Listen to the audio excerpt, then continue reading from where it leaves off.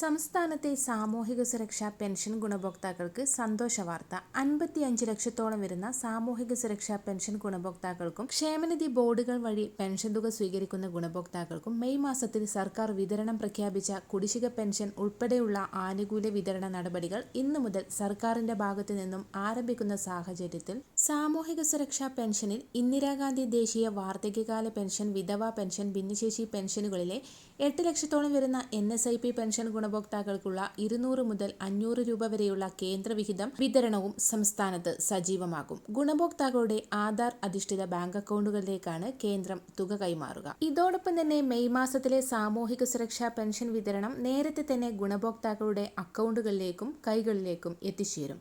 ഏറ്റവും പുതിയ വിതരണ ലിസ്റ്റിന്റെ അടിസ്ഥാനത്തിൽ തദ്ദേശീയ തലത്തിൽ വാർഡ് അടിസ്ഥാനമാക്കിയുള്ള സോഷ്യൽ ഓഡിറ്റിംഗിന്റെ ഫലമായും പെൻഷൻ ലിസ്റ്റ് പുനഃക്രമീകരണത്തിന്റെ ഭാഗമായും പെൻഷൻ പട്ടികയിൽ നിന്ന് പുറത്താക്കപ്പെട്ട ഗുണഭോക്താക്കൾക്ക് പെൻഷൻ തുക എത്തിച്ചേരുകയില്ല.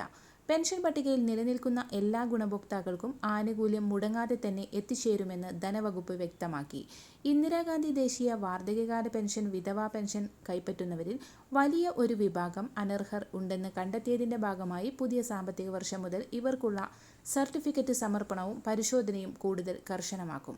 പുതിയ സാമ്പത്തിക വർഷാരംഭം മുതൽ ഗുണഭോക്താക്കൾക്ക് കൂടുതൽ ആനുകൂല്യങ്ങളാണ് കുടിശ്ശികയടക്കം എത്തിച്ചേരുന്നത്. പെൻഷനും മറ്റു ആനുകൂല്യങ്ങളും വിതരണം ചെയ്യുന്നതിലേക്കായി സർക്കാർ കഴിഞ്ഞ ദിവസം മുംബൈ ഫോർട്ട് ഓഫീസിലെ ഇ-കുബർ പോർട്ടൽ വഴി 1000 കോടി രൂപ വായ്പയെടുത്തിരുന്നു. ഇതിനു പുറമെ പെൻഷൻ തുക വിതരണത്തിലേക്കായി സഹകരണ ബാങ്കുകളുടെ കൺസോർഷ്യം രൂപീകരിച്ചും തുക സമാഹരിക്കൽ നടപടികൾ ആരംഭിച്ചു.